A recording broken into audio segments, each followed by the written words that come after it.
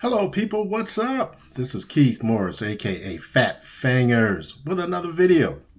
So I'm trying something new this time. What is it? I'm doing a reaction video. So I'm going to react to another video, and let's see how things go. So real talk, let's ride. The question is, the sister is wondering how black people who voted for Trump feel now that we see all that is going on in the world.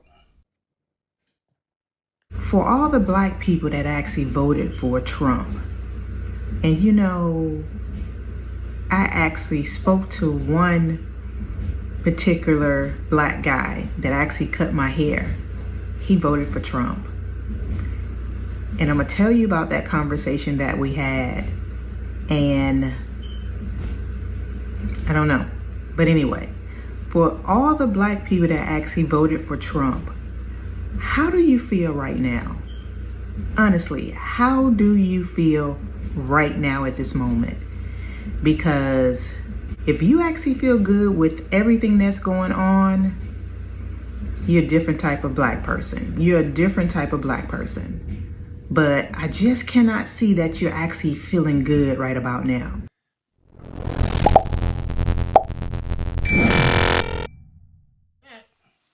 So, the answer to this question that she posed is not going to please you. The answer is they would tell you they feel good in their James voice, outside voice, full throated. I've heard some of them say, and I'm talking about the black brothers and sisters who voted for Trump, or some that decided not to vote at all, take the couch, or the others that voted for Jill Stein or Cornel West if he was on the ballot, wherever they were. And so they'll tell you, hey, if Harris would have been president, you know what? We'd be bracing ourselves for World War III. What evidence is there? It doesn't matter. That's their verbiage, and they're sticking to it. There's no difference between the Democrats and Republicans, but the Dems take advantage of us black folk. And the Dems need to be taught a lesson. Okay, who's learning the lesson now? Project 25 is just a joke. If it's a joke, who's laughing? It isn't real. Seems real enough to me. We survived 4 years of Trump before, so miss me with the fear tactics. Harris would have been complicit in the genocide of the Palestinians by going along with Biden's policy of supporting Israel no matter what. Well, how's that working for you? I think President Trump is trying to turn the Middle East into Club Med. That's the part where the Palestinians are, and just move them out altogether. Some of the other things I've heard, they would say immigration would be out of control, and Biden's policy of open borders, allowing fentanyl distributors to come into the country and set up shop in sanctuary cities where they have better housing and food allowances than veterans, would continue. Okay, they'll say that. And, I thought that, when Biden was president, there was a bipartisan bill that was ready to pass, and President Trump put the kibosh on it. And now you see what's going on with immigration now. How's that working out for the people that voted for him? Now, there's a valid counter, which I gave a little bit to every one of those claims.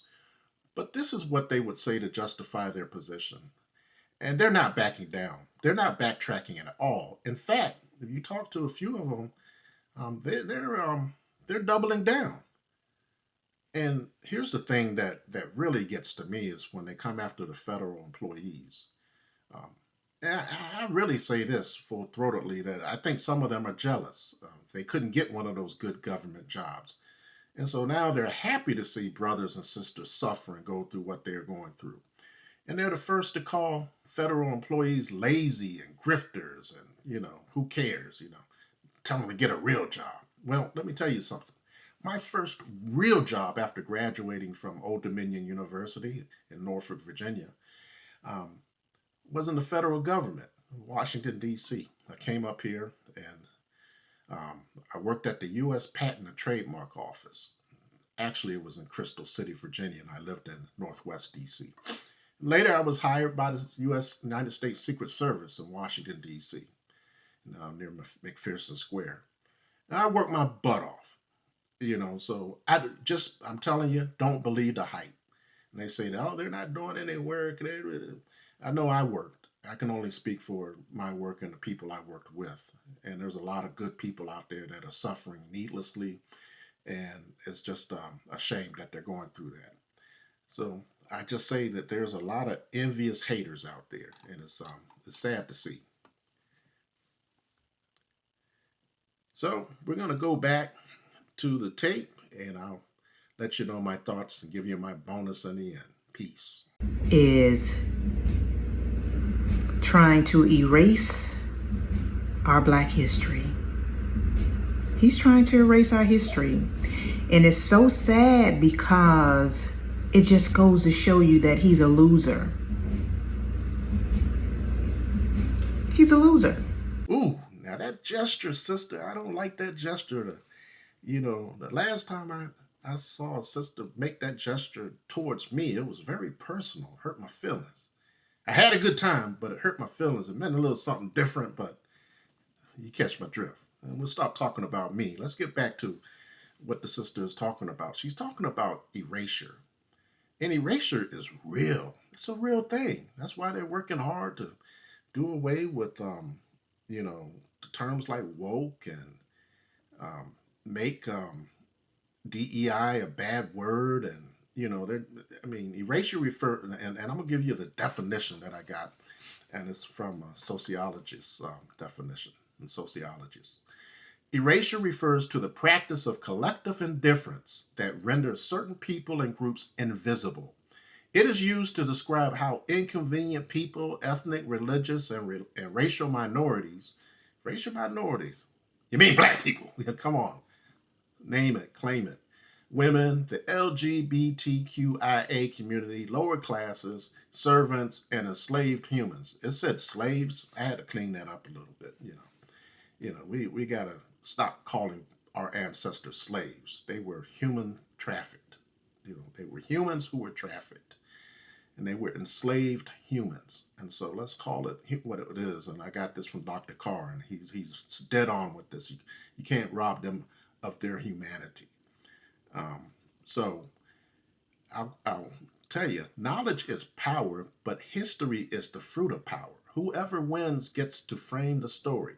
That's from Michael Trujillo, Silencing the Past, Power, and the Production of History. That's what that is from.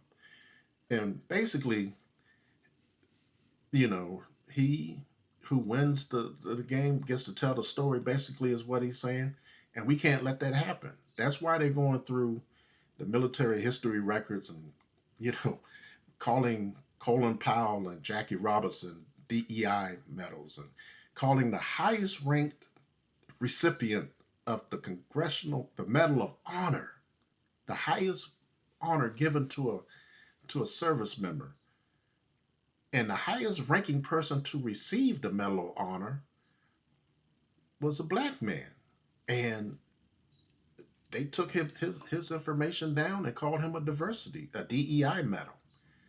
This guy served in combat. I think he got it, he was loading howitzers on the deep combat. I mean, come on, man. It's totally ridiculous.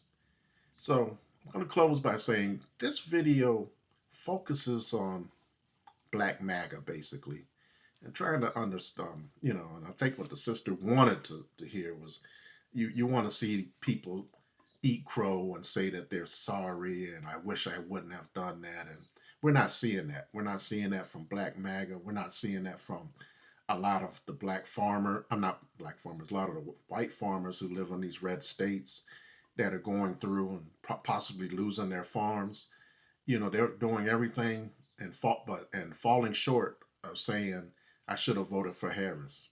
And that's very powerful.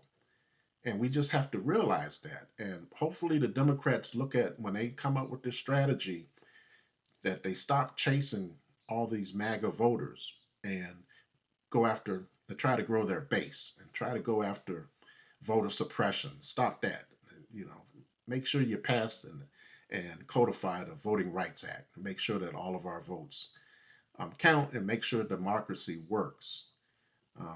What we're finding out is that this really isn't about, race, gender, sexual preference. And someday, hopefully, we'll realize that. This whole thing is about class. It's the haves against the have-nots. It's the billionaires and oligarchs against the world. And they're using us and they're keeping us divided. And one day we'll realize that 99% of the have-nots is greater than 1% of the haves.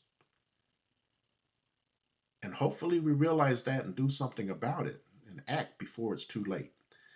So shout out to Martha Harris for her video. I always love to give credit to the content creator for their outstanding work. A link to her video is in the description.